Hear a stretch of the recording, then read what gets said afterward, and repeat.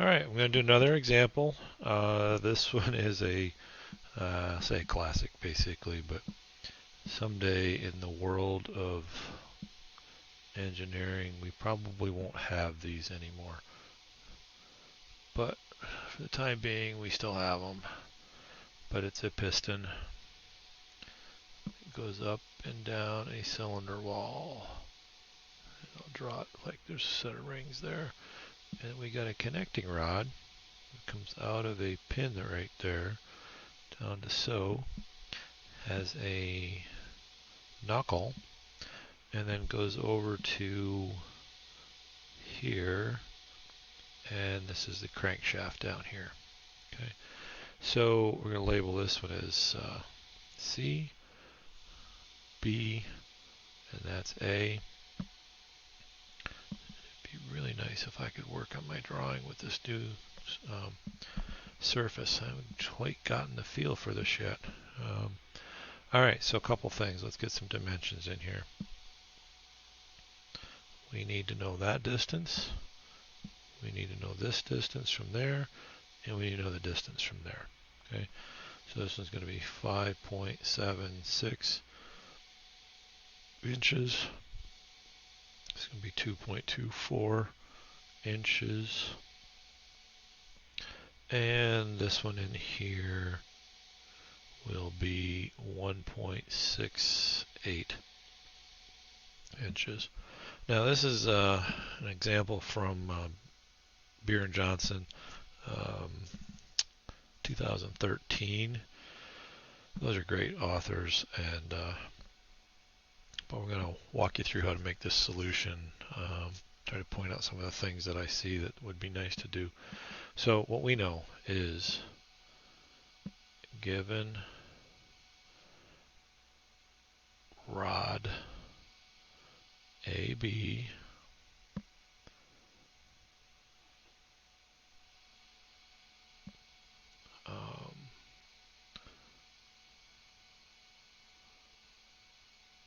pushes rod BC with 500 pounds of force. Okay, and it's going down and to the left. So let's do this. Put this in here. So we have a force here and down to the left. Okay, let's do another thing here as long as we're at it. Positive X, positive Y. Okay, so we're on track here. So let's use some blue.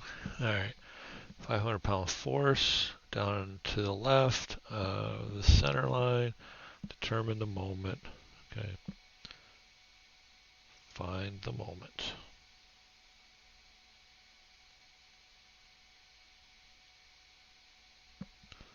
About C.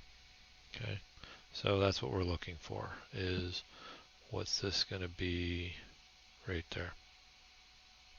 Okay, fairly simple, and it's similar to the ones we've already done, so shouldn't be that big deal. Okay, so as you're doing this, remember, what's the obvious things I want to ask myself? Where's the geometry? What can I see? What do I know? Well, I know I have a triangle here that's A, B, and I know this side is 5.76 inches, and I know that this is 1.68 inches. I don't know anything related to the angles, but I don't think I need to worry about that at the moment. Okay, this one's a straightforward. We just figure out what the sides of the stuff are.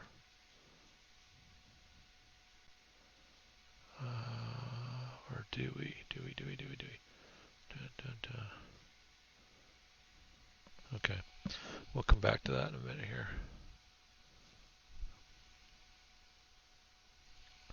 Alright, and then I have this angle that's formed. That's BC. And we know this side's 2.24 inches. And we know this is 1.68 up here again. Okay. So really the one I'm looking for, the one I want to play with mostly is the second figure here. Okay. So let's draw that separate as a good free body diagram. We're going to have point B, point C, and we have the connecting rod between it. Okay.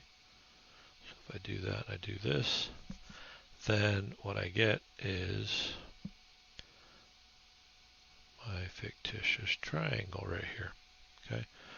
And I know I got 1.68 inches and 2.24 inches. Okay. And I also know that I have a force that's coming down this way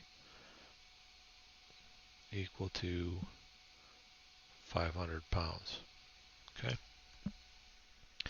Now, what I don't really know is what is the components of that force. Now, the components of that force are F of AB in the X and F of AB in the Y. Okay.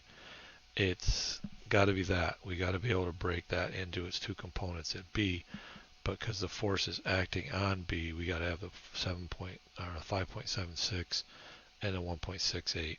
All right, and we are good for that. And okay, let me see my obvious next step here.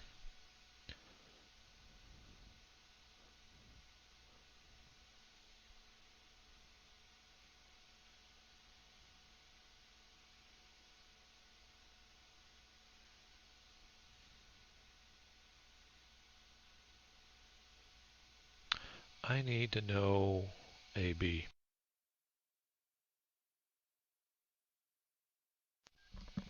Hold on a minute, my headset's doing something crazy, so I'll be right back.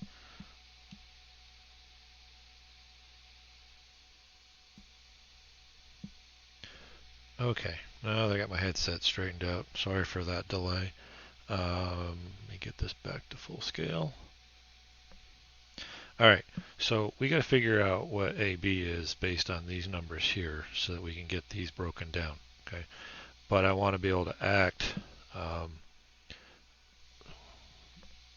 really want to look for, I'm still in red, this here, force AB in the Y, and then force AB in the X. Okay, and those are what I'm looking for. How do I find it? Well, I know some things about this triangle up here, AB, whatever. We'll call it E. We haven't used E for anything. Okay, so let's play some math here for a minute. If I have this triangle and I use Pythagorean's theorem, 5.76 inches and the 1.68 inches here, I'm going to find out that this is 6 inches. So basically the square root of 5.76 inches squared plus 1.68 inches squared, and I will wind up with 6 inches. Okay, and that's how that works. So I'm going to use that number to help me solve this problem. All right, let's go back to blue here. All right, so to do this, we want to know the moment about C.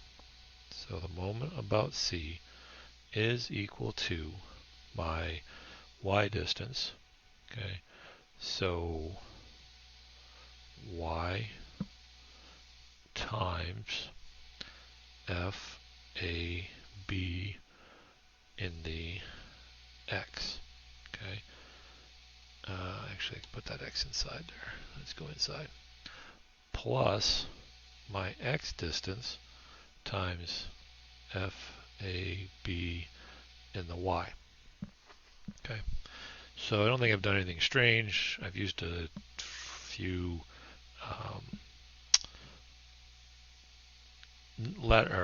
variables here, y and x, because I haven't really put the numbers in, but that y distance from the parts that I'm looking for C were the force x. Okay, and I should mention too, by the way, that the force x really vertical way up here originally, so there's a force there that's doing that. So that's how we're coming down with all these numbers. All right, so they could give you that. I guess the reason I'm pointing that out is that force up here, let's call this one P, the push force on the piston as the gas explodes in the cylinder head, it pushes the cylinder piston down through the cylinder wall. The force they gave us was the rod AB, so it's down here, but we could take that and find the force AB from P if we knew what P was. Okay, anyways, but I'm interested in what's going on here with the Y. So anyways, complete sidetrack there. So Y here is 2.24 inches, and it's going to be multiplied times, all right, we're going to multiply this times 1.68 inches divided by 6 inches times the 500 pounds that we had originally in here.